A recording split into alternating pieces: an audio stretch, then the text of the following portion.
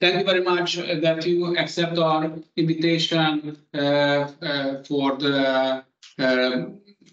the session of the Development Department of Hungarian Economic Association. And the title of our conversation, of our discussion, is the industrial policy in the region. First of all, I would like to introduce our discutants. Annamária Artner, professor political economist from the Milton Friedman University and senior research fellow, Institute of the World Economy of CERS. Gracjan Cimek, lecturer, researcher, political science, international relations, Polish Naval Academy, Poland, and Dragana Mitrovic, professor, head of the Center for Asian Studies Faculty of Political Sciences, University of Belgrade, and founder and director of the Institute for Asian Studies, Belgrade, Serbia. We are waiting for the discussion. Bruno Dragana, associate professor, history and political scientist, director of the Polish section of the National Institute of Oriental Languages and Civilization, Sorbonne University, France. I am afraid that he has got some technical problems with the Teams. And our fifth lecturer, this contents, Eszter Kovács, who is a research fellow, economist, Central Bank of Hungary, unfortunately gets sick. And that's the reason why he could not join to the meeting. And I would like to introduce ourselves, my colleague Halász Mihály, PhD students from the John Neumann University, and myself, I am László Trautmann, associate professor at John Neumann University and the head of the department, of development department of Hungarian Economic Association. The schedule of our meeting has got two parts. Firstly, I would like to ask Professor Artner to talk a few words about the topics, and after it, we will start discussion. The whole the whole discussion stay just 1 hour, 1.5 hours maximum. Professor Artner, please, the floor is yours. Thank you very much for the invitation. This will not be only a few words. I've prepared a concept for this discussion, if you don't mind. It's about 10 or at maximum 15 minutes, if you allow me to present this. Because in all cases, and this industrial policy is a very crucial one, I think it is very important to set the problematic into historical as well as global context. And I did that.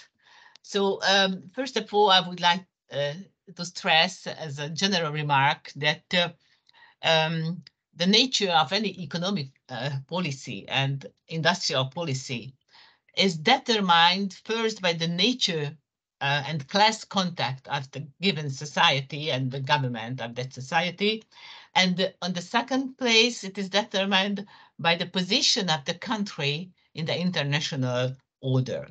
So based on this, we can differentiate, according to my opinion, two poles in the industrial and economic policy in more general. One is what I call a sovereignist popular economic and industrial policy. This is one pole, and the other is a comprador elitist economic or industrial policy. And of course, we can have a mixture of these two extremes or these two poles. So what I mean by these expressions, sovereignist popular approach to the economic development is when the starting point of the government is the long-term interest of the nation, of the people, starting with the satisfaction of the needs of the population. This should be the starting point. In this case, the industrial policy determines the specific branches that must be developed based on the security of nation, the many dimensions of security of the nation, and the government directs the sufficient financial and human resources into the development of technology on the determined fields of development. This type of economic management can only be implemented, it's very important, in a sovereign country that can rely on international but mutually beneficial international cooperation with other countries.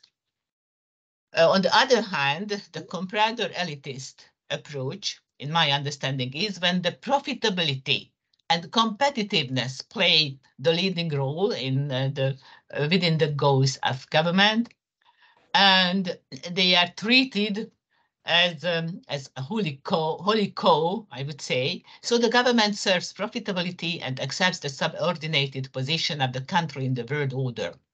In this case, there is no industrial policy as such. Instead, the government works for a so-called competitive environment. That means low wages, low taxes, and an infrastructure for the free flow of goods, information, and workforce according to the needs of the profit-oriented private companies. This approach promotes liberalization of investments and finances and speaks only about the so-called comparative advantages. So historically, before 1945, national economic development, industrialization was easier than today in the era of transnational corporations. And the uneven and combined development was more prevalent. So there was more room for the national governments to develop the national economy, and therefore industrial policies could be successful in building domestic production, but also these industries were integrated into a capitalist world market. Between 1945 and 1989, so during the era of socialist orientation in Central and Eastern Europe, industrial policy formed the basis of the socio-economic development. This meant an industrialization with restructuring, rebuilding, and establishing industrial branches in order to construct an industrial base that is independent from the capitalist world market, from the capitalist West. The industrialization of that time had 4 very important specific features, according to my understanding. First, it was planned and performed by the power of state through public ownership of the means of production and centralized political power. Second, it aimed at national economic development in order to satisfy the needs of population in an ever-increasing level. Third, the national industrialization programs were internationally coordinated within the framework of the cooperation of the Eastern European countries, socialist countries, the Comecon. Fourth, thanks to the above features, the industrialization could rely on the enthusiasm of the population and the cheap natural resources provided by the Soviet Union. So there have been a lot of difficulties and deficiencies in this process, which I don't want to detail. However, despite all these contradictions and difficulties, we can tell that the Eastern European countries could build up a whole vertical industrial structure and lift the standard of living of the population to satisfy their material and intellectual needs. So after the systemic change, after 1989, in Eastern Europe, this systemic change in Eastern Europe did not only mean the change of the property relations and the orientation of the society. It was even worse. The economies of Central and Eastern European quickly lost their relative independence and soon became an integrated periphery of the Western European capitalist central economies. This resulted in a dual and dependent economy in Eastern and Central Europe and persistently low wages relative to the West, which is a typical peripheral position in the unipolar hegemonic transnational capitalism. So, but not today we are living in an epoch of a changing world order. After the millennium, the crisis and the decline of global system became gradually more and more apparent. Since the crisis of 2008, we have witnessed a slowdown of global trade, increase of protectionist measures, intensification of trade wars, rise of China, and fall of the European and American competitiveness. The rise of China after 2002 global strategy, its unbroken growth after the crisis of 2008, Belt and Road Initiative, good management of COVID, and so on. So all this shed a light on the huge difference between the vitality of China and probably we can say East Asia, and the weakness of the traditional North Atlantic center of the world economy. On the other hand, due to the transfer of production to the low-wage developing countries, the capitalist center became deindustrialized, while it tries to keep the core functions of the industrial development in their hand. So this rapidly changing landscape, which we could detail even more, but I don't continue. So this rapidly changing landscape offers a bit broader scope of maneuver for semi-peripheric states like those in Central and Eastern Europe. So some words about the Hungarian industrial policy today. Shortly, we can say that present industrial policy of Hungary is based on foreign capital, FDI import. The economic development strategy is, as it was formulated in the program of the present government, Fidesz, named construction, agriculture, tourism, and innovation as key sectors. Hardly a concept for a reliable and stable domestic economic development, even though the plan emphasized the importance of the use of Hungary's own resources and renewing and broadening of international relations. This is which a little bit alters the picture. The industrial policy of the Hungarian government aims at complying with the EU directives, European Union directives, and offering good profit opportunities to the foreign companies. Also, the Hungarian industrial policy contains elements of diversification of foreign sectors and a wish to upgrade the technological level of involved investments. So there is, to continue, I skip some aspects due to the time limit. There is no prospect for an independent development of the domestic small and medium-sized enterprise sector, and smaller companies have no alternative but to be a subcontractor of the large foreign companies. So this is a kind of almost a kind of comprador industrial policy with a bit of sovereignist nature. What is to be done? The integrated periphery countries either thinks together with the declining core or exploit the opportunity, but the change of the world offers them. Latter option is only open to the government that are either socialist or serve the interests of the national non-comprador capitalist class. These governments will fight for increasing the sovereignty of the country, but can only do it with the support of the population.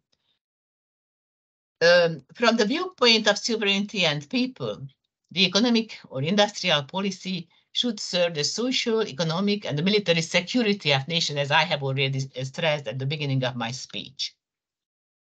In our turbulent times of the change of the world order, to achieve security, a nation must not only have a strong defense industry, which is a must, like it or not, this is a reality, but must also strengthen other strategic sectors such as basic foods, energy, transport, and communication industries, together with the basic social services like education, healthcare, and finally must decrease its dependence on foreign companies.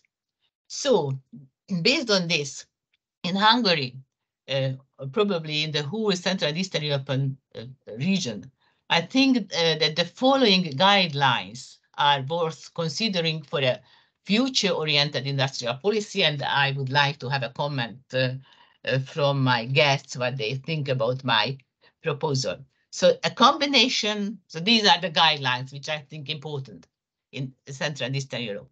a combination of an outward-looking and inward-looking strategy based on the domestic needs, the long-term domestic needs, interest of the population. Second, to decrease the dependence on automotive industry, which is the industry of the West. Third, a joint venture policy regarding the foreign direct investments in order to force technology transfer. Fourth, rebuilding or protecting agricultural production, food industry, and energy production to reach self-sufficiency from these very essential products. Fifth, the revitalization and protection of those manufacturing industries in which Hungary or other Central and Eastern European countries have experiences. In the case of Hungary, it is like, for example, railway transport equipment, small agricultural machines, and electronic house appliances. Seventh, development of info communication and software industry. It is an option for all Central and Eastern European countries because it practically demands only manpower, educated manpower, to which the development of the education is indispensable. Eighth, participation in win-win international cooperation in manufacturing and infrastructure, building with non-European global South countries and companies. I think it's a ninth, diversification of international relations, opening to the East and South, as I mentioned. And 10th, increasing the public ownership in finance and in the strategic sectors mentioned earlier. And lastly, supporting network building and cluster among companies and among companies from different Central and Eastern European countries. So this was my first presentation, and I would be very glad if you said your opinion about this aspect. Thank you very much. Thank you also, and we would like to appreciate very much that Professor Artner shared her thoughts about the industrial policy. This is my first question for you, close to the few words Professor Artner. So first of all, do you see any industrial policy in the region? Technological developments have been typically been driven by Western multinationals and framed by the European Union regulation. This era is coming to an end, and all governments, developed and underdeveloped as well, have developed industrial policy concepts. Have the governments in the region caught up in this kind? So, who would like to answer firstly? Gracjan or Dragana? I put my question into the chat if you would like to find. So, who would like to be the first? Dragana? Oh, please put up your voice, switch the voice. Yes. So, would you please repeat your question or comment? So my first question is that, do you see any industrial policy in the region? Do you see any change of the industrial policies in the region? What do you think about it? Mm-hmm.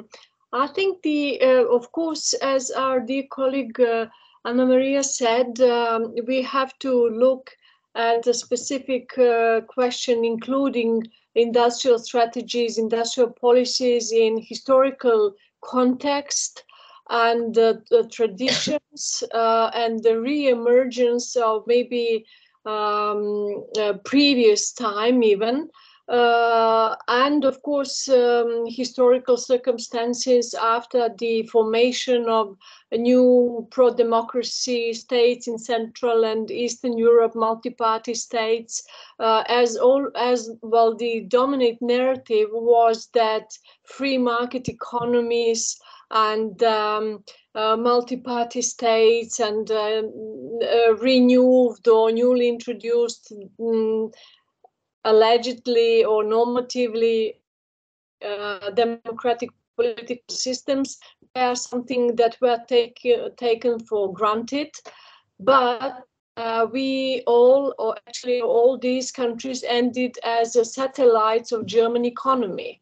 After like 30 years, we see the reality, at least before the Ukraine war.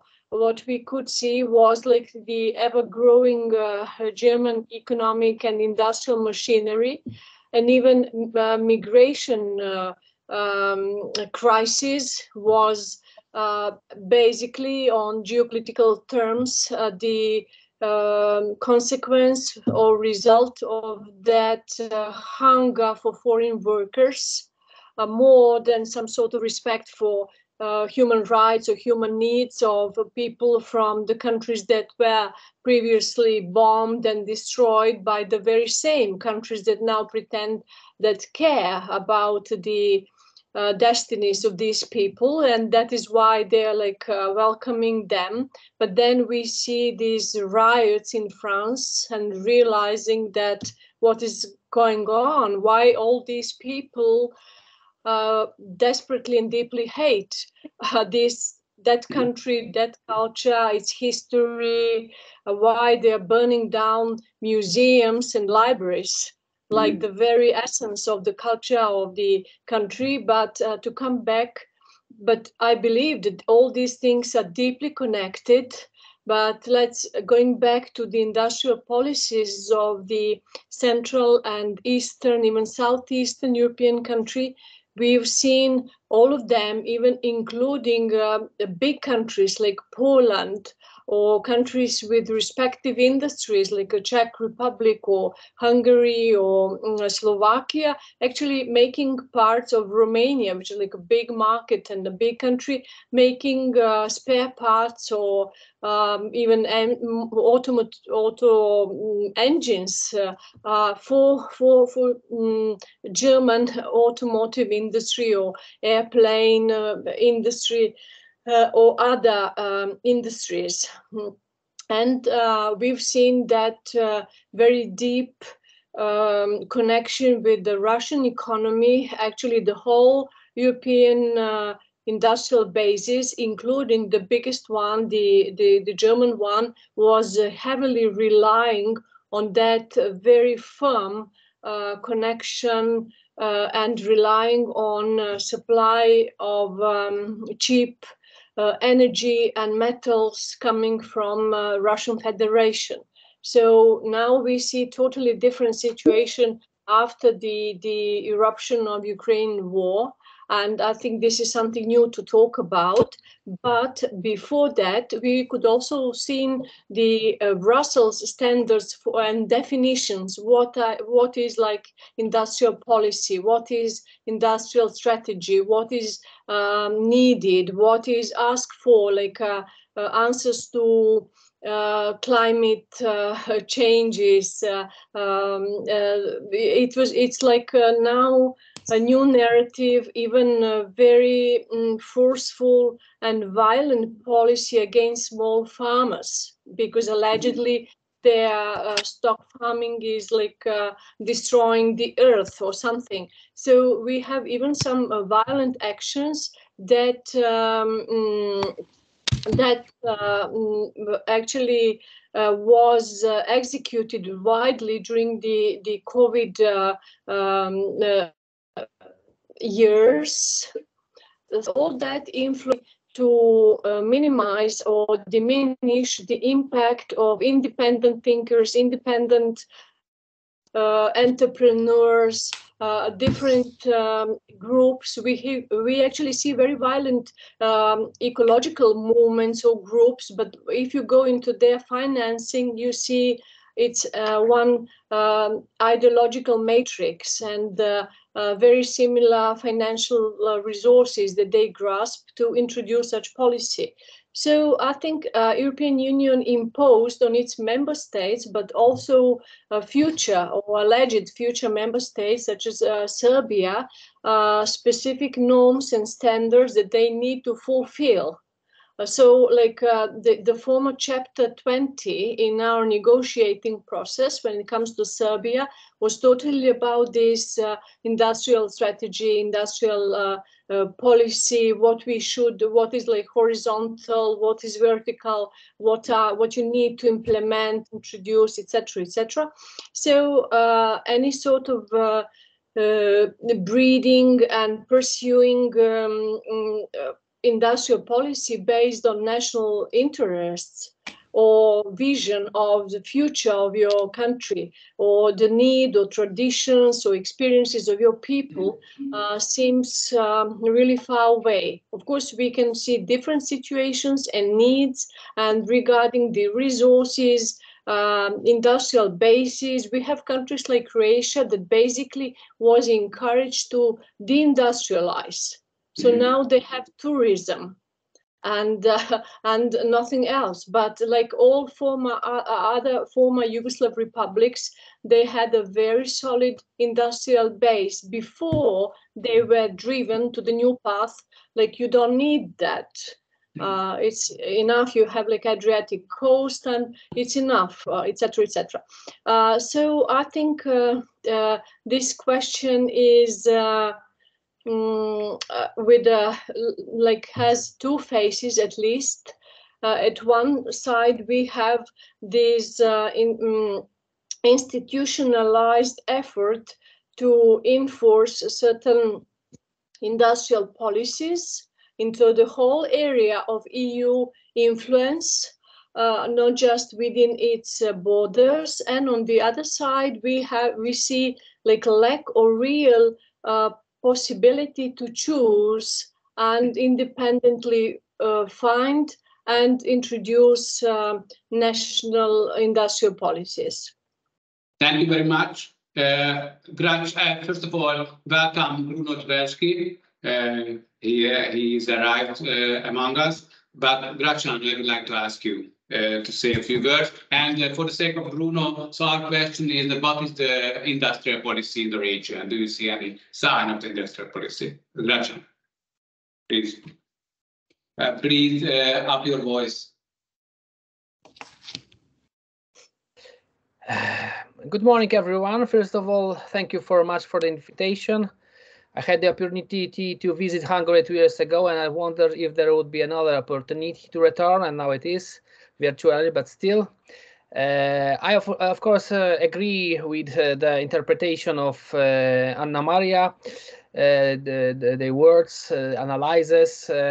I think also that we are living in a very crucial geopolitical moment, which I named as changing from old era to the new era of international relations, because of most important influential non-Western powers increase their possibilities.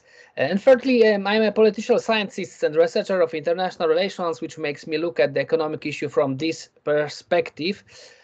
So when it comes to the industrial policy, first of all, it should be highlighted, just connected with words of Annamária, that Poland, as an example of a former socialistic country, was the level of destroyed industrial plants under the conditions of political transformations was exceptionally large in Poland, much higher not only in countries undergoing a similar process of systemic transformation, but also greater than in countries where, as a result of achieving the highest level of industrializations. Studies to date indicate that out of 1,525 new plants built in the period of socialist Poland after 1989, about 45–50% of industrial plants were closed. Of course, it is related to the neoliberal orientation and came to power this part of ruling class, which was precisely named as compradors, which is symbolically connected with the words of Minister of Industry after the political change of 1989, Tadeusz Ricik, that the best industrial policy is no policy at all. Yes, very, very cynical one. Another reason was the sale of banks of foreign capital. These banks, in conjunction with this interest of their national concerns, sought to liquidate or take over competing Polish companies, all possible means. So there was destroying or privatized and sold to foreign capital enterprises which were technologically modern, profitable, enterprises with the large market, including consumer and retail enterprises. And of course, we observe so-called hostile takeovers. Examples include the fate of Elvro in Wrocław, a well-known computer manufacturer, or Zakłady Wytwórcze Urządzeń Telefonicznych in Warsaw. After these companies were bought out by Siemens, production was shut down and most of the staff was made redundant. So both companies then became distribution centers of products manufactured in Germany. It's also related very good with the Dragana words. So we could speak rather of industrial catastrophe than the process of deindustrialization, and it is connected, of course, with the geo-economical and geopolitical influence of center of capitalism and transform our Poland in semi-periphery. And of course, at the beginning of 21st century, we in Poland start to see this process and the effects, and start to think how to change this. And there were created a Polish industrial lobby with they produced the report how to change it, and they described that the Polish economy is should be reindustrialization, is needed reindustrialization, and determined by the following task: need to reduce or eliminate annual deficits in Poland's trade in goods with foreign countries, modernization of the sectoral structure of Polish industry through the extension of the share of high technology industries, reduction of indebtedness of the Polish economy, the need to finance foreign currency transfers of foreign income from foreign ownership in Poland. And when Law and Justice came to power in 2017, we have a hope because to change our geoeconomical position, because Mateusz Morawiecki, in those times Deputy Prime Minister, citing Bloomberg, he pointed out that the Poland is a country owned by an outsider, and they created so-called strategy to responsible development in February 2016, and one of basic pillars was the reindustrialization, supporting specialization within the Polish economy, and the development of those areas in which we can compete with other countries, development of innovative companies, supporting companies in the creation of new ideas, capital for development, which increases both investment and savings of the Polish people, foreign expansion, in support of Polish export companies and promotion of Polish brands, and finally social and regional development, reforming vocational education and more rapid development of rural areas and small towns. And it was created for the perspective 2030. And reindustrialization was a strong part of it. Many plans, many public relations activity. And next to the Ministry of Development, there was Polish Development Fund, who was responsible for implementation of the strategy. And a few years later, they created new plan, so-called plan Polish Deal, a comprehensive strategy to overcome the effects of the pandemic. And it should be combined with the European funds, will generate more than 500 jobs, and it would be financed by the government. and divide into two areas. The first is large strategic investments and expressway network, infrastructure programs, such as central transport port or construction of high-speed railway. And the second part of this plan was further investment in hospitals, schools, cultural and sport infrastructure in Polish municipalities. So it sounds very, very nice, and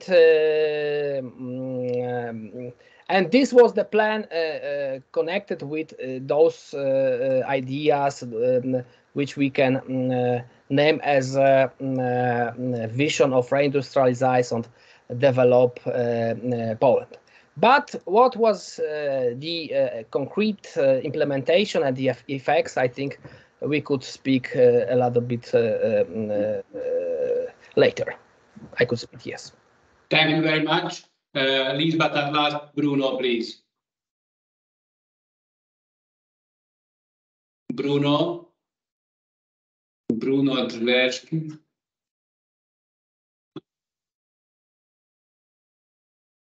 Yes, you hear me. Yeah, absolutely. Now you hear me? Yeah. Okay. We are hearing you. So I completely agree with what was said earlier, that Central and Eastern Europe was a peripheral country, a region after, and especially after the transformation that began in 1989.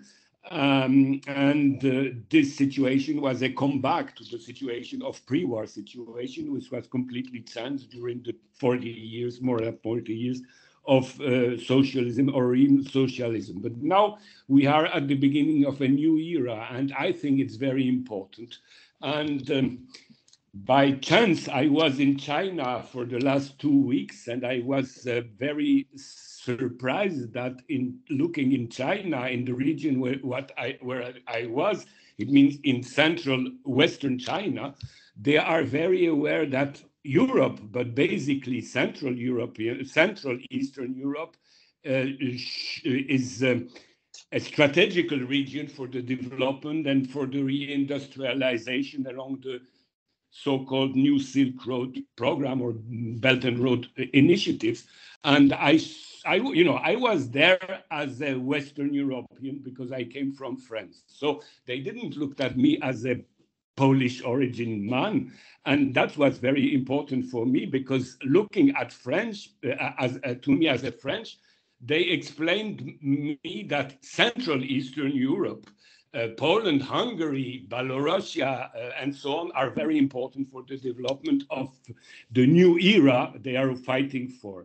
So it was very interesting for me when I told them that I was actually, of course, from France, but basically from my origins are Polish, and they were quite surprised. And for me, it was very important to discover how they planned this new era. And in fact, with the development of the Belt and Road Initiative, they think that Central Eastern Europe will be a new hub for economical and industrial development. And they don't really understand, that's for sure, they don't really understand the policies that are decided in most of Central European countries. In fact, the only two countries they consider as quite rational in their policies, Belarus and Hungary. But other countries seem to them very strange and dominated by interests that are foreign to the interests of their own citizens concerning this reindustrialization.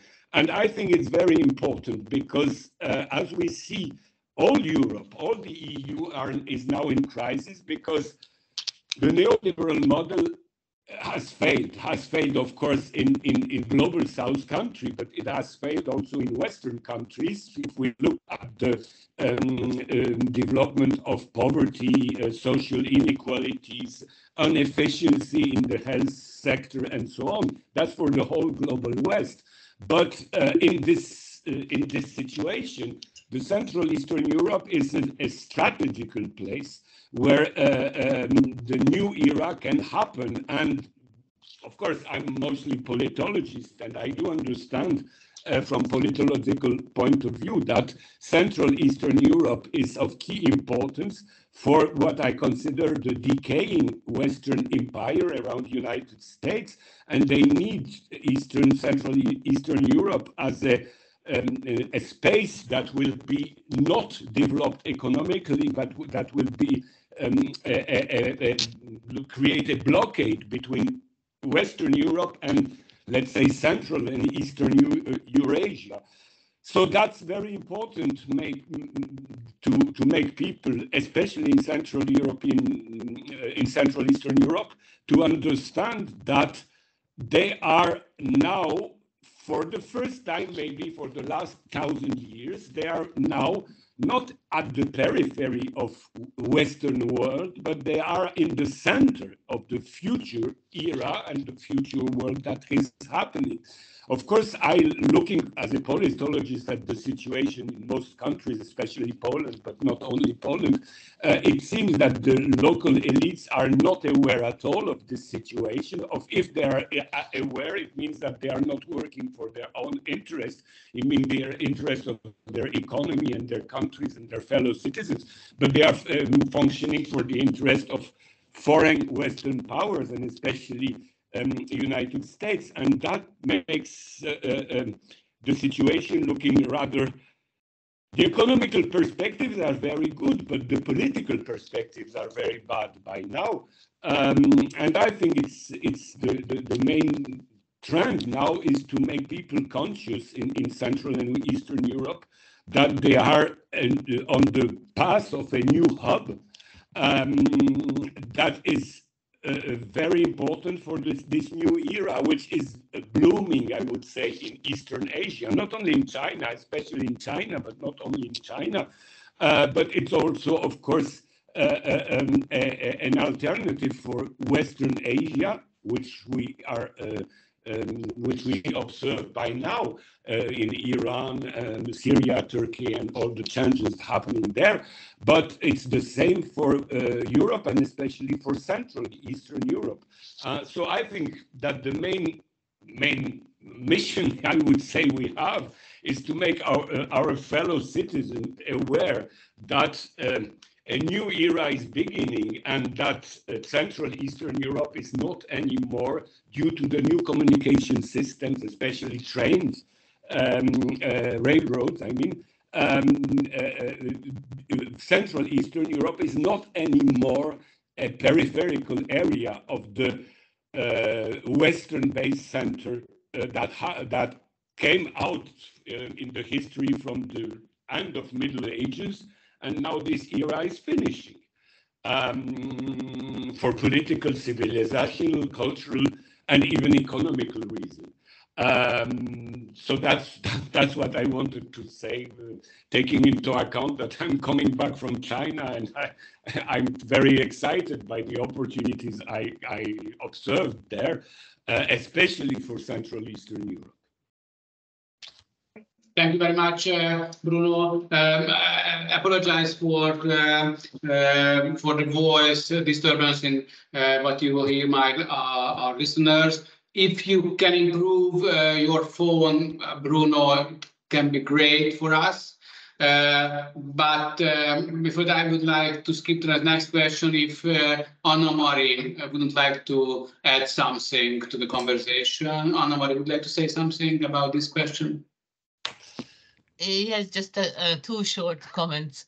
First is that you can read the questions in the chat, at the top of the chat, and that would be easier for you to answer the questions and make your comments. The second concerns only the meaning of Eastern Europe and the change of the world in which we are living now, and this change direct our attention to the geopolitical issues.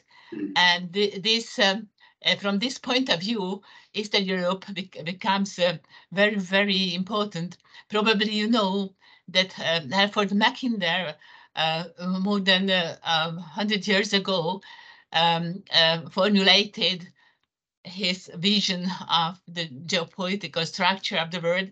And I don't know if you know that he said that whoever rules Eastern Europe will rule the heartland, which is Eurasia, the middle of Eurasia, and whoever rules the heartland will rule the bird island, which is well, Eurasia together, okay, and whoever rules the bird island will rule the world. So from this point of view, we can say that Eastern Europe is really a very crucial region in the world, although it consists of very small countries, but we are in a very important strategic position.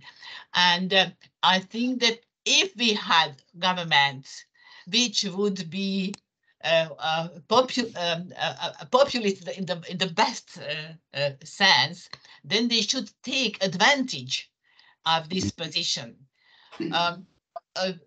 Gracjan, Bruno mentioned that probably, if I then remember, Chinese said that there are only two countries who follow rational economic policy, and the one of that is Hungary. Well, it's interesting because I am more critical towards the industrial policy of this Hungarian government. However, that's true that there are some points in which the Hungarian government performs well. And first of all, this is the openness to the east and openness to the south, which is an openness to the global south, which is the future. And plus, it means that it follows the policy which not only attracts foreign investments, but also tries to connect, to build infrastructure roads.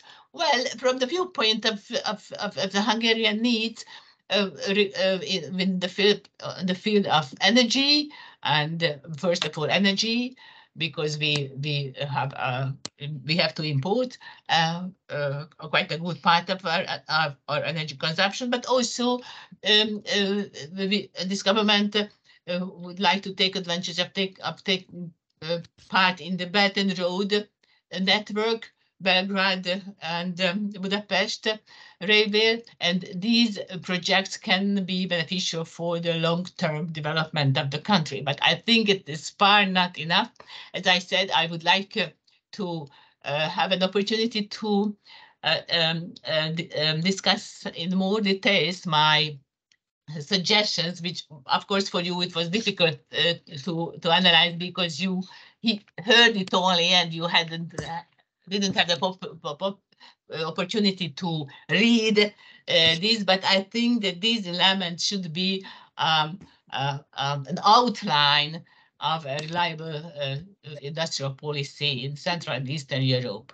Probably we will have an opportunity, László, to go into details regarding my proposal. Thank you. Thank you very much. We would like to speak on the next problems, and then as Bruno mentioned, that we can put it in the broader context. So as the Foreign Affairs wrote in the last months, that Europe is a geopolitical factor recently, and it's Europe has got the industrial policy. So what do you think about that? The key sectors of the industries, the key sectors of the industrial policies in our region, how they fit into the global and European division of labor, in particular the possibility of breaking out of the semi-peripheral situation.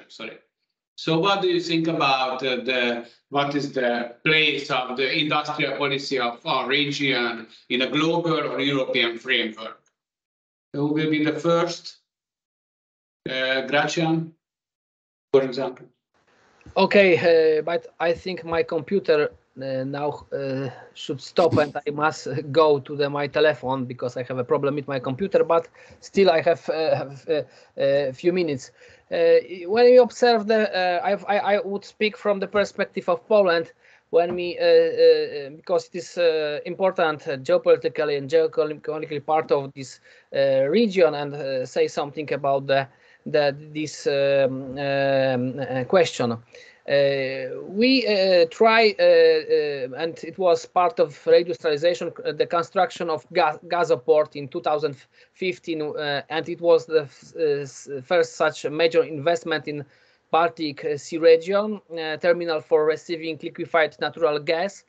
And it was a strategic part of country's energy security, but it was, of course, named as a step to the more sovereign energy policy. But in fact, now it is now first of all import of American gas, which was the part of big American geostrategy to put their gas into the European in Europe and get out a cheaper Russian gas. So we see how the plans, ideas, geoeconomics are connected with geopolitical and influence of hegemonic state. We have the totally propagandistic vision of electromobility plan, including the development of Polish electric car and 3 million cars in 2025. And now we observe that it is impossible. So it was simulacra rather than a real proposition, and it tells us something about our real possibilities in this division of labor and capital as European, Central European state. And I hope yes, a very good and ambitious plan was created in November 2017. The concept of the preparation and implementation of the Solidarity Port, Central Communication Port investments for the Republic of Poland. It was planned interchange between Warsaw and Łódź, integrating air, hub airport, rail and road transport. A new airport for 45 million passengers per year. Also investment to the airport and trains, and it could give us a new 250,000 new jobs. It was worth about last information about 35 billions of złotych. But it is now also still developed and in propaganda repeat how it is important, but in the fact it is very limited in development. And what we see here, what is important here, that it was firstly had to be financed by China, because in 2015 the Poland joined to the Asian Infrastructure Investment Bank. We also have a strategic agreement for strategic partnership with China. The Chinese leader Xi Jinping visited Poland, and there was a proposition to, to develop partnership between those two countries, and between our Polish strategy and One Belt, One Road strategy. And it gave a possibility and opportunity to finance this as a part of this new geoeconomic and geostrategic vision of China, which was give us many hopes to change our dependency of Western capital, also in economy and finally in the politics. Remember that we was also a part of group 60 plus 1, yes, in those time. And during the visit in China, Prime Minister Szydło talked about building of Central Communication Port. After United States president started to be Donald Trump, he visited Poland, and the America pushed us to change our perspective and perception of China, and we start to be, very close ally. But there are people who name this as a vassals of United States, and that's why our big project, this big project, finally are not going very well. Of course, there are other interesting investments and issues, but I think that maybe later we could talk about this. Now I should change from my computer to the telephone. Thank you. Thank you very much. Dragana, please. Well, I just wanted to turn slightly on the, because I was speaking more general, but when it comes to Serbia, I would like to point out that during the 90s, we were under tremendous sanctions of the, at that time, UN. So we were from one of actually the most open former socialist economy. We became totally forcefully isolated, and of course people suffered, and the markets were lost, and all these industrial premises and the factories that like tens of thousands that were producing for export just lost markets. And then finally we were bombed by NATO, and they specifically bombed industrial complexes, of course, civilian infrastructure, hospitals, schools, bridges, etc., even chemical factories, etc. And then after 2000, we had the change of government, and we got totally neoliberal government. First, what they did, they forcefully opened the boundaries, like destroyed all these trade barriers, and let the most powerful global corporations just marched in Serbian market, and all these companies that somehow survived sanctions and bombing found that the fierceful and powerful competition in the Serbian market, and they shut down the banks. We had a very, very developed banking system, because if you trade with the world, you need to have a banking system. These banks had headquarters like in Frankfurt, New York, Paris, London, everywhere. So they shut down these banks, and they're still legally alive, but they are not operating since 2000, and foreign banks marched in. So we don't have a single development bank since 2000. And of course, why would foreign banks care about industrialization, living standards, strategies, whatever, supporting entrepreneurs, or domestic, etc. So, and also we started to be very dependent on foreign investments, direct foreign investments, and the government started to give, our national debt started to grow, and GDP continuing decreasing. And after like 2012, there was certain change towards a sort of national economic policy, and then we started to strongly introducing these friendly or supporting with the subsidies foreign direct investment policy, and we had a lot of actually $4-5 billion per year is a lot for Serbian economy, or GDP between 50 or 55 billion US dollars.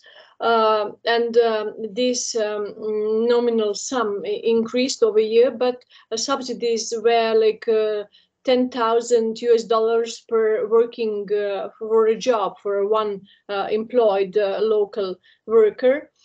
And then government, and of course we had a very strong, since China introduced Belt and Road initiative, and even before that in 2012 when introduced the 16+1 framework of cooperation, and even a few years before that we have seen Chinese intentions to come here with their corporations and build infrastructure, mostly in traffic infrastructure, energy, and then with the growth of their globally powerful corporations like Huawei and ZTE and others, and the 5G, even ICT infrastructure.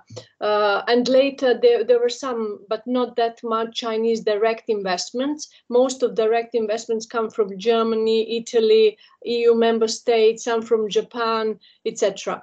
Russia, and also Russia became the owner, actually Gazprom, and became the dominant owner of our oil industry. So we were trying to cooperate with everybody, and Serbia is a country with the most numerous Chinese projects, because, as you probably know, in 2011 European Union introduced the new regulations that would not let you borrow money for these strategic infrastructure projects, and you need to have certain procedures, etc. With but Chinese wanted to avoid competition. They wanted to have these on top political levels settled jobs or projects, and the Serbian government, it's basically one government and one ruling party or ruling competition, head by Mr. Vučić, our current president. But actually even the previous more pro-Western governments, they were all open to work together with the Chinese partners. And we had now like up to $10 billion worth of these projects financed by Chinese, usually Exim Bank, and dominantly realized by Chinese corporations, like sections of highway, this speed railway connection with the Budapest that Annamária mentioned. We also have Russian International Airways that built, railways that built part of that railway. Also, they built a lot of, recently I was coming from a holiday, they built one highway in central Serbia called Miloš Veliki, Miloš the Great, our leader that led Serbian liberation from the Turks, with like 5 tunnels. It's really Shandong High Speed Corporation did that, and it was really high quality work, but there were no competition, there was no bidding. They got the job, and there were some subcontractors in Serbia. Also, our government pay attention, and I know what you want, that discussion that now even EU is encouraging about these small Asian dragons, or how they follow the Japanese path and how they created like these rising economies in Asia. But we cannot compare with them because their position was different. It's a different tradition of savings, of accumulation that government got, and they started from low point, upgrading and introducing high tech in a different time. Nowadays, when we have fierce competition and tech war of the United States of America and European Union against China on that technological level, then we maybe will live in a 2 parallel worlds of technological standards. It is very different, and we have like Serbia is surrounded with the NATO countries. So, and what is happening just these days in Kosovo and Metohija, Serbian province. So it's an Ukraine war. So everything is different.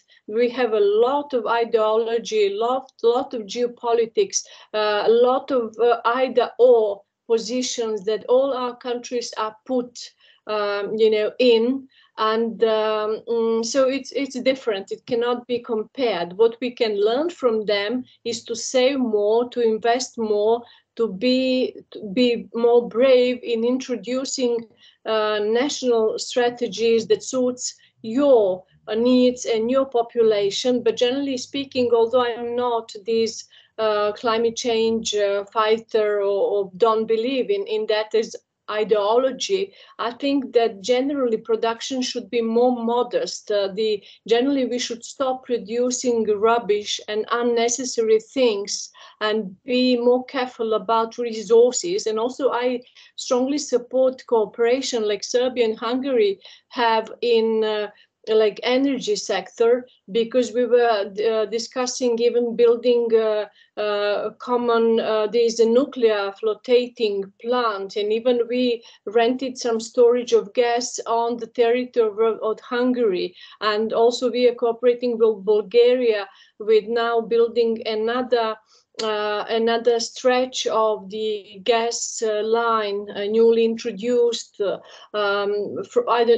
it's another question where that gas would come from, but nevertheless, if we were without this so-called South Stream, then we would be in real trouble today. But somehow silently, because once that stream was stopped, when the Bulgarian government was blackmailed, and they just gave up, but we quietly actually built it, and now it's our really source of energy for all of the countries that are attached to it. So fighting for the right to preserve and provide for your own population, for your own future is very important. We were under big challenge from Rio Tinto company because we have some lithium deposits in Serbia, and there was a huge divide between those who think that could really get us attached to this future technology of lithium batteries, of and the other half of the population, and even professionals who were strongly against it, considering it extremely polluting and dangerous and non-wanting. Our government adopted a strategy that would support ICT sector, because somehow, as one of the good news, was a self-emerged startup sector of ICT that just appeared out of nowhere, of young people and thousands of small corporations, and they suddenly got export of over 3 billion euros. So government is now trying to support them, but also our government is fan of this World Economic Forum and these fourth industrial revolution, biotechnology. That is very questionable, all these things, but in official strategy it says that this is the way to make a great leap forward. Something that we heard a long time ago from China. Didn't end that nicely, but today our cooperation with China is under tremendous pressure from EU and United States of America, because they want us not to cooperate with China, not to receive Chinese projects, lending, etc. They want us to be totally dependent on them, who want to take part of our territory. And they especially want us to introduce sanctions on Russia, because we are the only country in Europe that did not introduce a single sanction upon Russians, although we are totally not just, but it's very also important, historical, religious, ethnic and cultural closeness to Russia and to Russian people, but also we are totally dependent on the import of Russian gas, and Russian corporation, as I said, is the owner of our oil company, they want us to introduce sanctions on Russia, threatening to withdraw direct investment that companies from the West made in Serbia. So blackmailing is happening every day.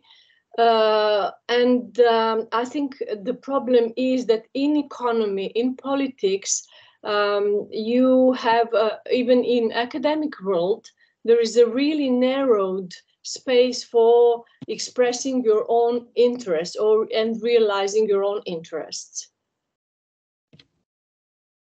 Thank you very much.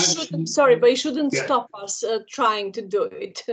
Yes. Okay, Bruno, please. Before it, just one sentence. Unfortunately, we're out of time, and we have got 10 minutes, more or less. So, but Bruno, please. Yes, just I wanted to add, because it was very interesting what you said about so-called small Asian dragons and why it wasn't possible for Serbia, but in other countries it's the same. And I think it's very important, because the small Asian dragons, they appeared in the time of Cold War, and the United States allowed, I would say, Asian dragons to have a competitive economy under protection of their own states due to the rivalry with socialist camp. And that's the situation has completely changed.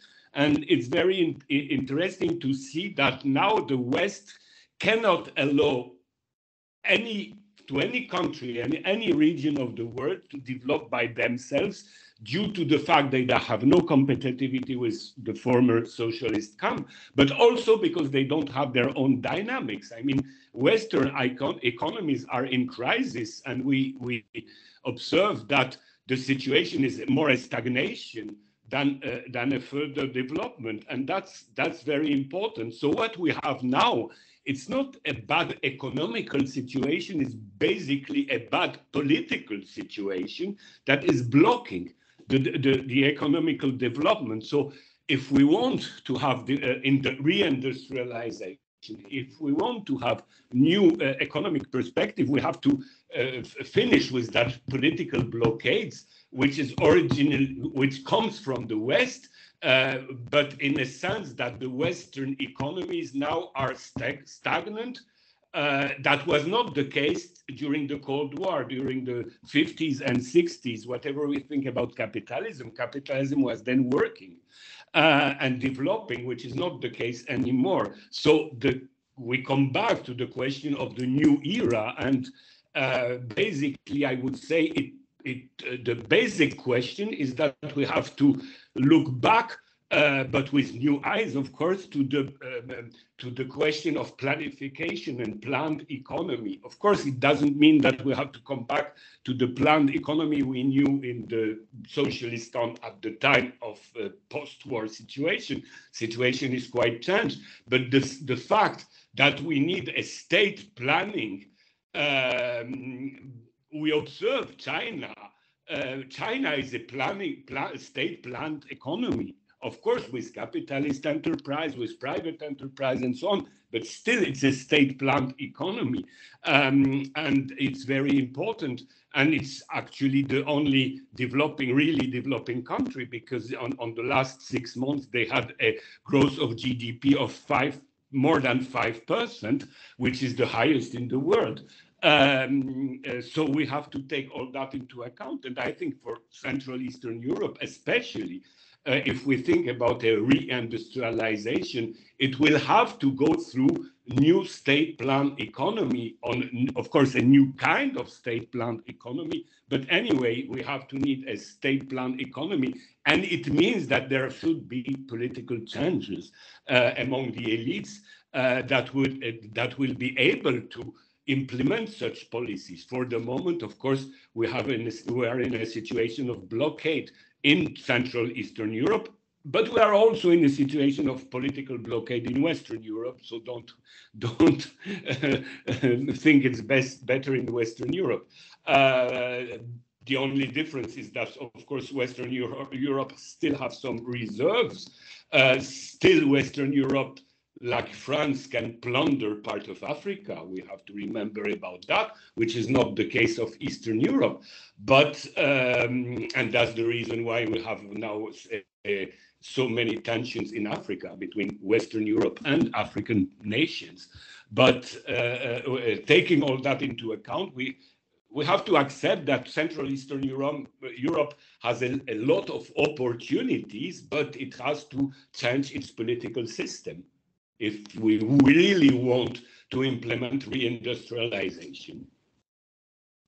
Okay, thank you very much.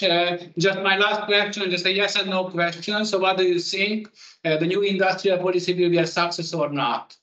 Annamária, what do you think? It will be a success or not? What do you mean by new industrial policy?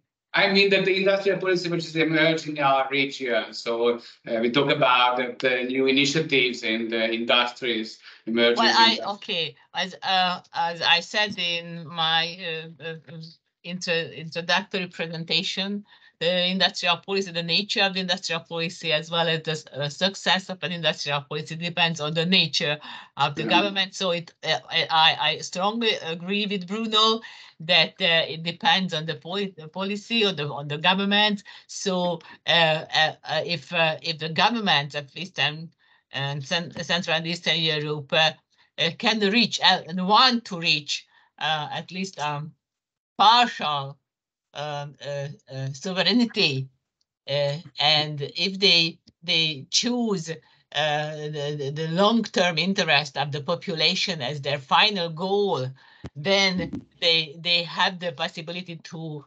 implement a successful industrial policy, particularly because, and I also agree with all of the presenters, that Central and Eastern Europe has a very, very strong advantage of being at the frontier of two economic and political